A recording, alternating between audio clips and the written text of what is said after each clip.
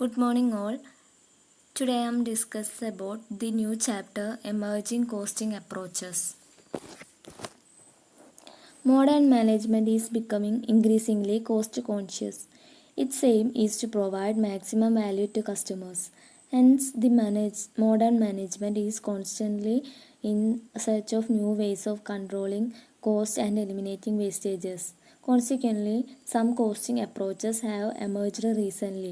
Important among them are business process reengineering, just-in-time approach, value chain analysis, etc.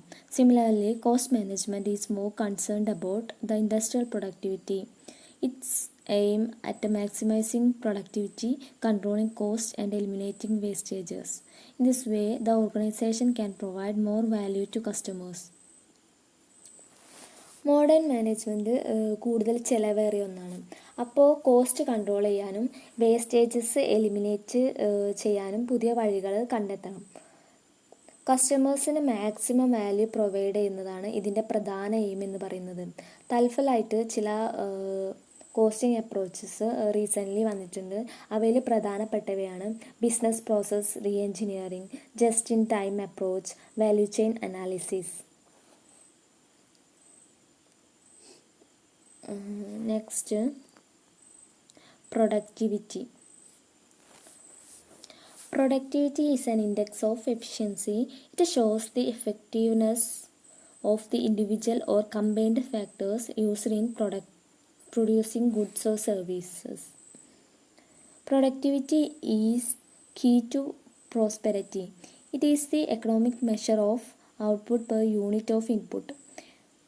Input includes the raw materials, labor, capital, building, plant and machinery components. Output means the end product.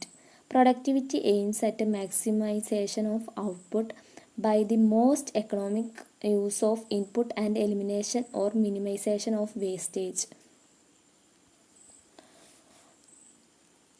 നമുക്ക് available ആയിട്ടുള്ള ഇൻപുട്ടുകൾ use ചെയ്തിട്ട് നമ്മൾ എത്രമാത്രം output നമുക്ക് produce ചെയ്യാൻ കഴിയും, ആ ഒരു ഇൻഡെക്സിനെയാണ് പ്രൊഡക്ടിവിറ്റി എന്ന് പറയുന്നത്. അതായത് എഫിഷ്യൻസിയുടെ ഒരു ഇൻഡെക്സിനെയാണ് പ്രൊഡക്ടിവിറ്റി എന്ന് പറയുന്നത്.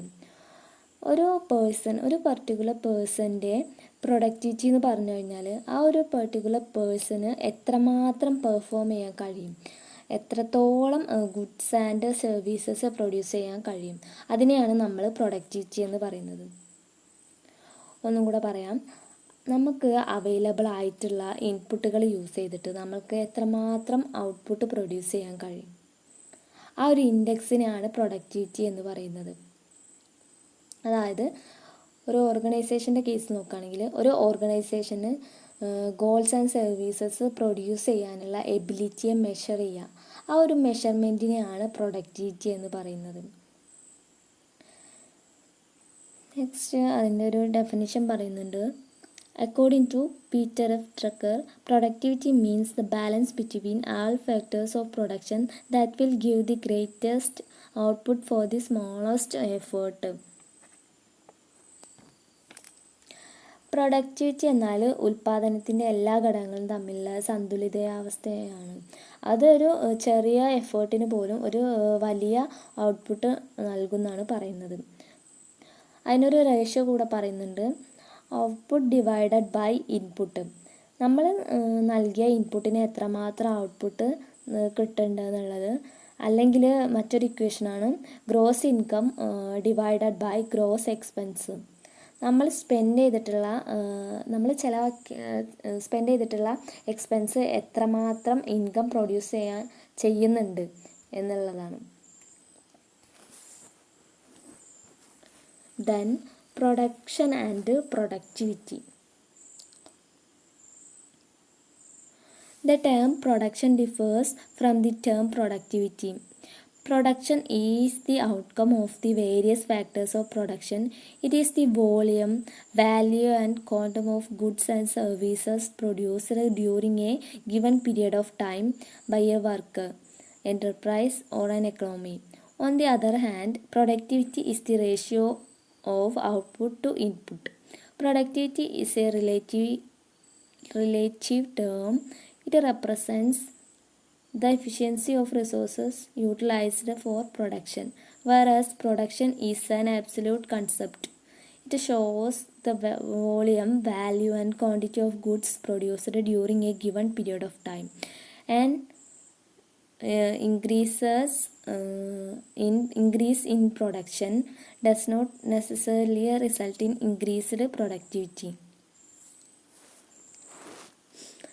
പ്രൊഡക്ഷനും പ്രൊഡക്ടിവിറ്റിയും വളരെ ഡിഫറെൻ്റ് ആയിട്ടുള്ള രണ്ട് ടേംസാണ്. പ്രൊഡക്ഷൻ്റെ വിവിധ ഘടകങ്ങളുടെ ഫലമാണ് പ്രൊഡക്ഷൻ എന്ന് പറയുന്നത്. ഒരു തൊഴിലാളി അല്ലെങ്കിൽ ഒരു എൻ്റർപ്രൈസ് അല്ലെങ്കിൽ ഒരു സമ്പദ് വ്യവസ്ഥ നിശ്ചിത കാലയളവിൽ ഉൽപ്പാദിപ്പിക്കുന്ന ചരക്കുകളുടെയും അല്ലെങ്കിൽ സേവനങ്ങളുടെയും വോളിയം, വാല്യൂ എന്നിവയാണ് ഇത്. എന്നാൽ പ്രൊഡക്ടിവിറ്റി എന്നത് ഔട്ട്പുട്ടിൻ്റെയും ഇൻപുട്ടിൻ്റെയും റേഷ്യോ ആണ്. ഒരു ആപേക്ഷിക പദമാണ് ഈ പ്രൊഡക്ടിവിറ്റി എന്ന് പറയുന്നത്. ഉൽപ്പാദനത്തിനായിട്ട് ഉപയോഗിക്കുന്ന വിഭവങ്ങളുടെ കാര്യക്ഷമതയെ ഇത് പ്രതിനിധാനം ചെയ്യുന്നുണ്ട്. അതേസമയം തന്നെ പ്രൊഡക്ഷൻ ഒരു ആബ്സല്യൂട്ട് കൺസെപ്റ്റും കൂടിയാണ്. ഒരു നിശ്ചിത ടൈമിൻ്റെ ഉള്ളിൽ ഉൽപ്പാദിപ്പിക്കുന്ന സാധനങ്ങളുടെ അളവും മൂല്യവും ഇത് കാണിക്കുന്നുണ്ട്. ഉൽപ്പാദനത്തിലെ വർധനവ് ഉൽപ്പാദനക്ഷമത വർദ്ധിപ്പിക്കുന്നതിന് കാരണമാകണമെന്നില്ല. പിന്നെ പറയുന്നത് മെഷർമെൻറ്റ് ഓഫ് പ്രൊഡക്ടിവിറ്റി. അതിൽ ഫസ്റ്റത്തെ total or overall productivity, second independence of factorial productivities, and the last general disagreement as to the measurement of output and input.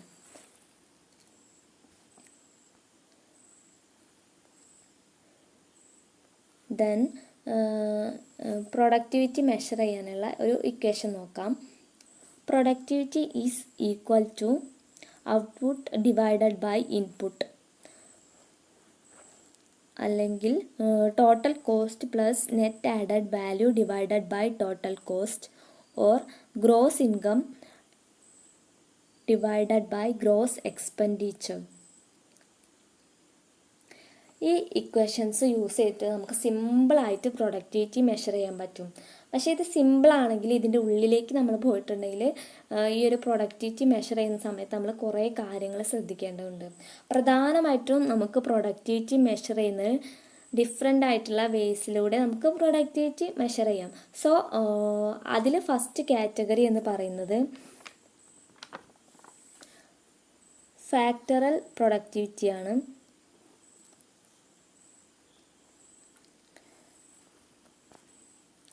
Factoral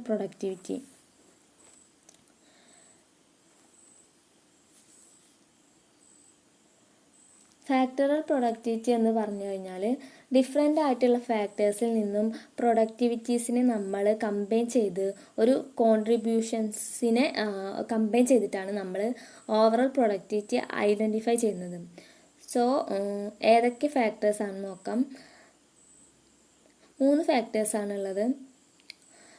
first labour productivity, second material productivity, and third machine productivity.